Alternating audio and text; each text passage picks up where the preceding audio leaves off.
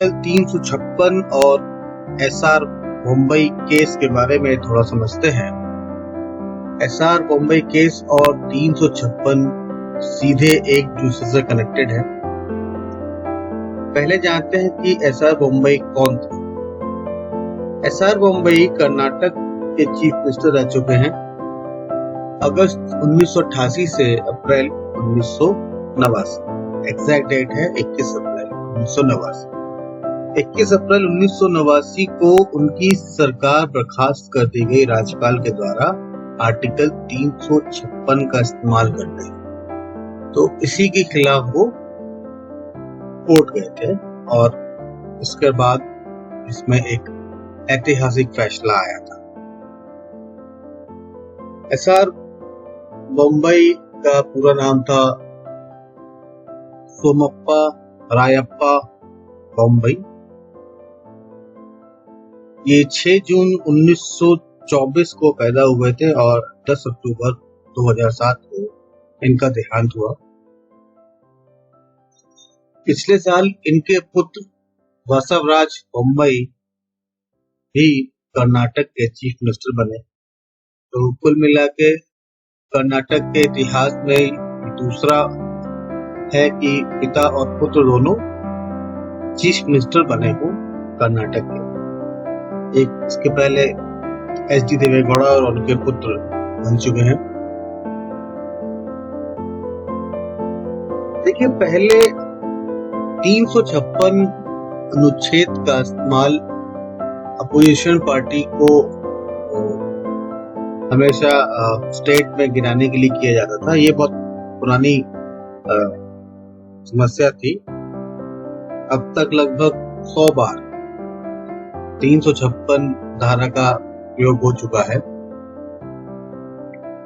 इस केस में हम ये देखते हैं कि उस समय के राज्यपाल टी वेंकटासुरभैया, उनकी मेजोरिटी न होने के कारण उनको बर्खास्त कर देते हैं। राष्ट्रपति महोदय को उनको बर्खास्त करने के लिए पत्र लिखते हैं और उनकी सरकार बर्खास्त हो भी जाती है।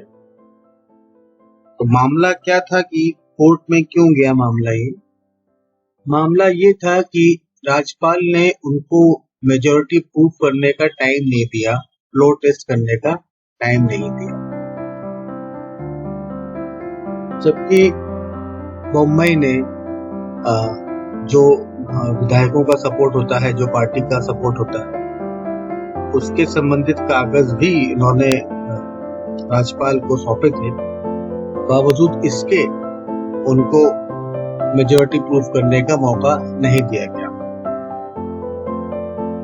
पहले मुंबई गए कर्नाटक हाई कोर्ट, जहां पे उनका केस खारिज कर दिया गया।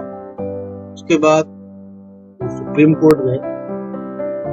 सुप्रीम कोर्ट में 5 साल लगे इस फैसले को आते जाते। ये 1994 में इसका फैसला आया। जब ये सरकार गिरी थी, उस टाइम देश के प्रधानमंत्री थे राजीव गांधी। मार्च 1994 में 9 जजों की कमेटी ने इस पे एक ऐतिहासिक फैसला किया। फैसला क्या है हम आगे देखेंगे। 5 साल तक चले इस मामले में कोर्ट ने ये कहा कि राष्ट्रपति को राज्य सरकार को बर्खास्त करने का पूरा अधिकार नहीं है, थोड़ा अधिकार है। तो कौन सा पूरा अधिकार नहीं है, ये अभी हम देखते हैं। केस का जो फैसला आया वो मुंबई के हक में सुनाया गया और संविधान के अनुच्छेद 356 के तहत मनमाने ढंग से राज्य सरकार को बर्खास्त करने के नियम को समाप्त कर दिया। एक्चुअली कोई संविधान में संशोधन नहीं हुआ था, लेकिन सुप्रीम कोर्ट ने इस अनुच्छेद को व्यापक तौर पे प्रस्तुत किया कि अनुच्छेद 356 का यूज क्या है और कब कर सकते हैं।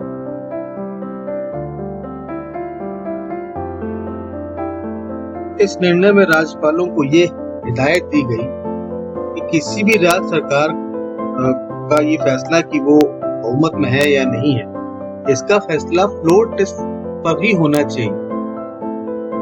ये विधानसभा का निर्णय होना चाहिए, राजभवन का निर्णय नहीं होना चाहिए।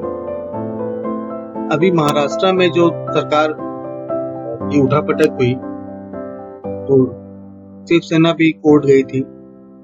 कोर्ट में भी इसी फैसले को का उदाहरण दिया गया, लेकिन बहुमत अल्टीमेटली शिवसेना के पक्ष में नहीं था, मतलब उद्धव ठाकरे के पक्ष में नहीं था। हालांकि शिवसेना ने सरकार बनाई। सुप्रीम कोर्ट ने सरकारों को बर्खास्त किए जाने वाले 356 की व्याख्या की। बेसिकली ये कहा उसने कि सर्वोच्च न्यायालय सरकार की को बर्खास्त करने के कारणों की समीक्षा करेगा। ऐसा नहीं है कि राष्ट्रपति को बर्खास्त कर दे और समीक्षा सुप्रीम कोर्ट ना करे। और न्यायालय केंद्र से उस सारे डॉक्यूमेंट्स को अपने सामने मंगा सकता है जिसके आधार पर राज्य की सरकार को बर्खास्त किया गया है। अब देखते हैं 356 है क्या। देखिए 356 का जो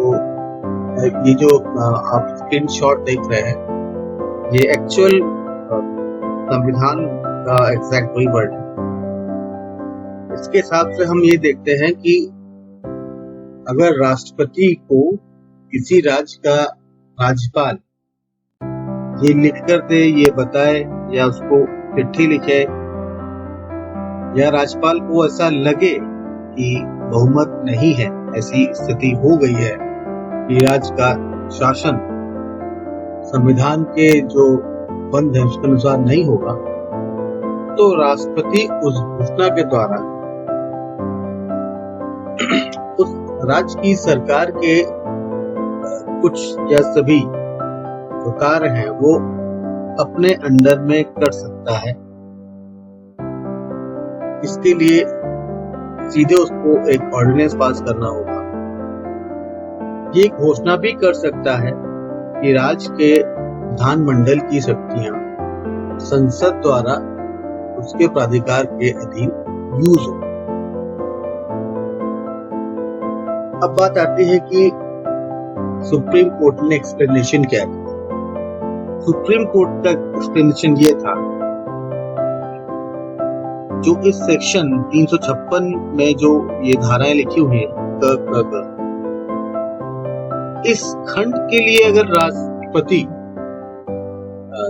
जो इस खंड के लिए जो शक्तियां उच्च न्यायालय को मिली हुई हैं, वो राष्ट्रपति अपने हाथ में नहीं ले सकते। मतलब यह है कि उच्च न्यायालय को पूरा पावर है, उच्चतम न्यायालय को पूरा पावर है कि इस उपबंध के अनुसार जो फैसले लिए गए हैं उसको थोड़ा निलंबित करे या पूरा कर दे या उसको रिवर्स करे।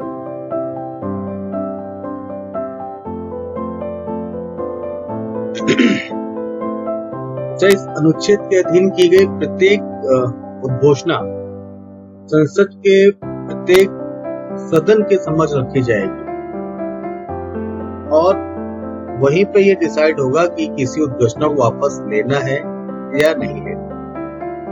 नहीं लेना है वापस तो कोई बात नहीं, अगर लेना है तो 2 महीने की समाप्ति पर के बाद ये एक्ट प्रवर्तन में नहीं रहेगा। जो भी राष्ट्रपति महोदय ने जो भी आदेश दिया है वो, और उसको दोबारा लोकसभा में रखा जाना चाहिए।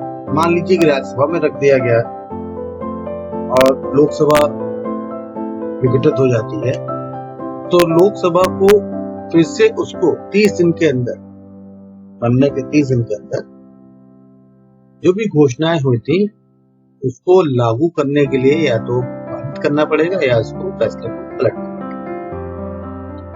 तो 356 धारा का यूज इस केस में राज्यपाल ने 356 सेक्शन वन का इस्तेमाल करने के लिए राष्ट्रपति को कहा और सरकार को बर्खास्त कर दिया।